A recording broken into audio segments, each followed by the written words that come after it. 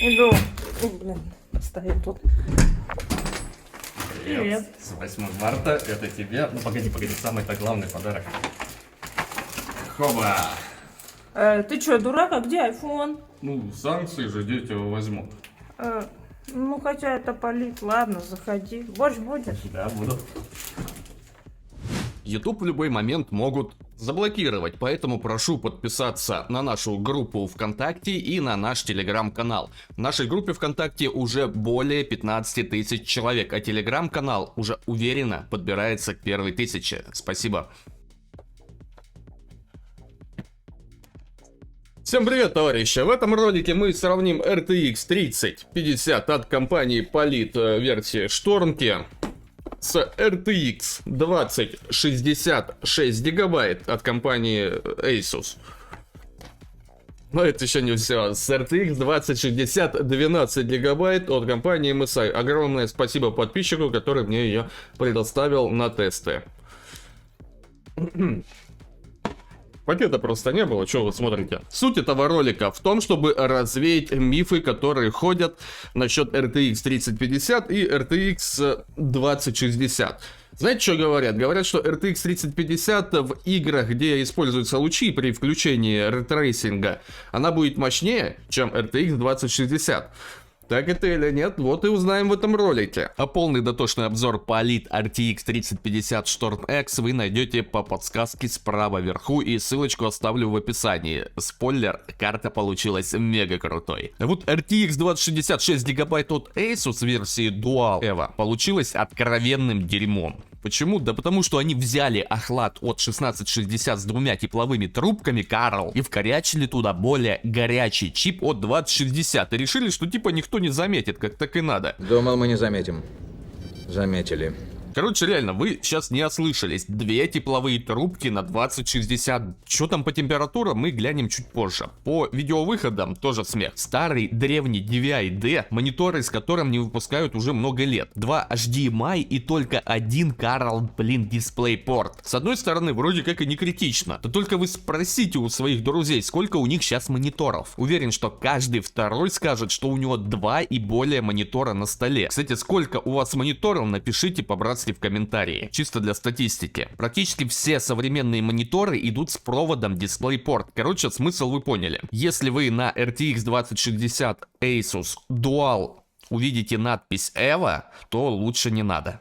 А вот MSI красавцы порадовали. Перед вами RTX 2060 12 гигабайт Ventus, которая имеет 4 медные тепловые трубки, 3 дисплей-порта и 1 HDMI порт. Короче, вопросов нет, молодцы, не стали экономить. Хотя, не, на MSI вроде урезанная гарантия до 6 месяцев. Ну, в принципе, у MSI всегда были проблемы с гарантией, так что тут неудивительно. Хотя сейчас такое время, что особо не до выбора. А конфигурацию тестового стенда вы можете посмотреть в описании к этому видео. RTX 3050 работала в режиме PCI-Express 4.0, а RTX 2060 в режиме PCI-Express 3.0 соответственно, потому что 4.0 они не поддерживали. Тесты были записаны внешней картой захвата с другого компьютера, поэтому потерь в производительности также не было. А теперь то, ради чего мы сегодня здесь собрались. Перед вами Dying Light 2, игра, которая очень хорошо жрет видеопамять, но настройки подобраны таким образом, что упор в видеопамять пока что не будет, но это пока. Настройки максимальные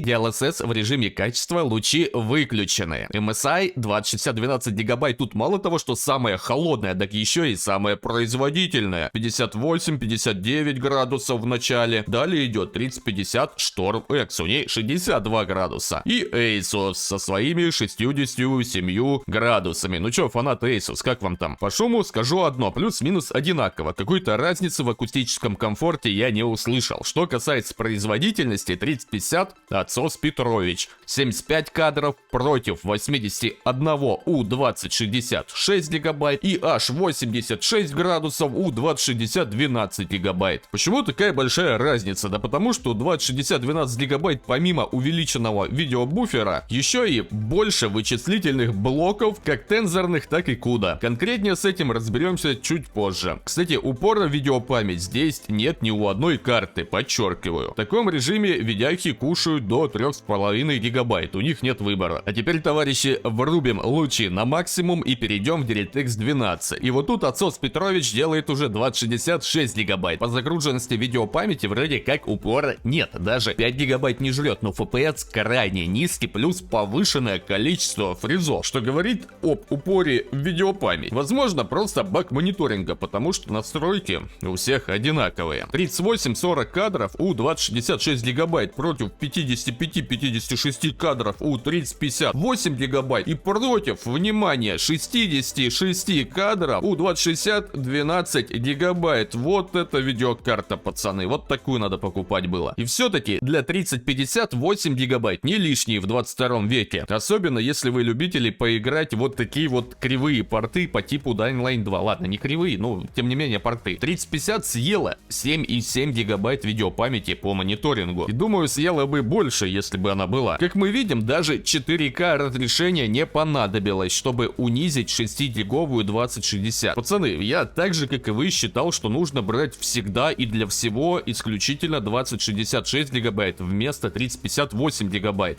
Ну, как видите, даже видеоблогеры могут ошибаться. Благо, я не просто диванный эксперт и имею какой-никакой доступ к железкам. Хотя теперь скорее уж никакой. Ладно, вот 2060 12 гигабайт, писец как удивило. Игра нагрузила ей видеопамять почти на 9 гигов. И как видите, она все это хавает, у нее нет выбора. Дурацкая песня заела. Но это еще не все. Я тут подготовил для вас еще пару сюрпризов. Знали, что в Cyberpunk добавили бенчмарк? Ну, короче, добавили. Сейчас на экране средние настройки без DLSS и без трассировки. Все тоже Full HD разрешение. Так скажем, чекнем сухую производительность видеокарт. Упора видеопамять нет. 3058 гигабайт отстает на 10 кадров от 2066 гигабайт, что составляет аж 25%. Нехило тогда. От 2060 12 гигабайт она отстает уже на 15 кадров, а это уже 37%. И если посчитать разницу между 2066 гигабайт и 2060 12 гигабайт, то получается около 10%. Но как мы уже поняли, 10% разницы это без упора в видеопамять и без использования лучей DLSS. А если использовать, какая будет разница? Сейчас узнаем. Сейчас Paragon с DLSS с качеством, но без трассировки лучей. Посмотрим, помогут ли 3050 RT ядра второго поколения. И как видим, херушки. Еще один миф развеян. Между 3050 и 2066 гигабайт разница в 10 кадров. И почти 20 кадров между 3050 и 2060 12 гигабайт. Эх, были времена, когда на компьютер Universe 2060 12 гигабайт стоило всего на 2000 рублей дороже 2066 гигабайт. Знал бы я эту инфу раньше, что показываю сейчас вам, я бы 2066 гигабайт точно бы не купил. Но, как говорится, если бы у бабушки был бы, она была бы дедушкой. Перед вами трассировка ультра и DLSS качества. Разница между картами минимальная. Хорошо ощущается разница только если 2060 12 гигабайт сравнивать с 3050 8 гигабайт. Получится где-то 7 кадров. Но тем не менее 2060 6 гигабайт даже с упором в видеопамять немного, но опережает 3050. Как мы видим, 3050 жрет около 7 гигабайт, когда как 2060 уперлась в 5,7, что составляет почти 100% ее видеобуфера. В режиме баланс 3050 и 2060 обе не получили огромной прибавки, но нас интересуют больше следующие режимы.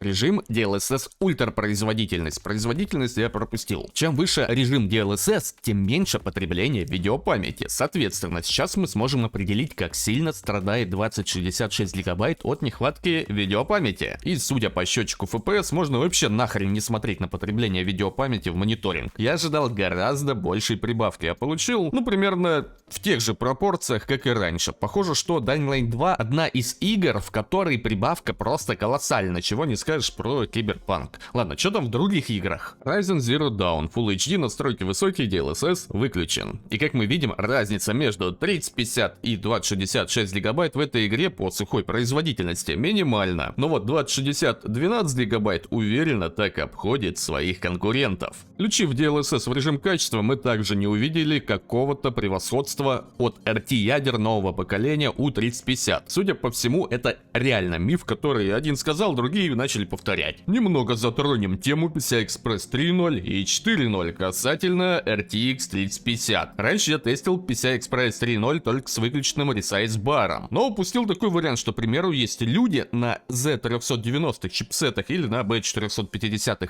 платах, которым с обновами BIOS в ресайз-бар завезли. Так вот, на экране вы видите режим 3.0 с включенным ресайз-баром и 4.0 с выключенным. Во всяком случае, в этой игре разница есть, но она не критична. RTX 2060 12 гигабайт удивила. Беру свои слова обратно. Даже Full HD 12 гигабайт будут не лишними. Да, мы ее даже на 10 гигабайт не загрузили, но имейте в виду, что тесты я запускал, так скажем, на сухую. То есть включил компьютер, включил игру, загрузил бенчмарк и показываю вам. А если долго играть, при этом на втором монике будет загружен браузер, то видеобуфер будет загружаться. Соответственно, могут появляться фризы. Так что все-таки 12 гигабайт, как бы нормальная тема. Еще советую посмотреть очень интересный ролик про GT 1030 против встроенной графики UHD 770. Тыкните вот на вот эту вот подсказочку. Вам очень понравится. Вывод: 3050 RT ядра нового поколения никак не помогают ни с лучами, ни с DLSS, ни так далее. Все это мифы и бред. Но как вы уже поняли, если будет выбор между 2060, даже 6-гиговой и 3050 8-гиговой, покупать надо все-таки 2060. Но хотя спустя пару лет может все поменяться в другую сторону, и те, кто купил 2060 на 6 гигабайт, будут немного в ауте. Но это все фигня. Главное, уважайте друг друга, не навязывайте никому свою точку зрения. Всем желаю мира и добра в это нелегкое время и немножко позитива. Всем пока.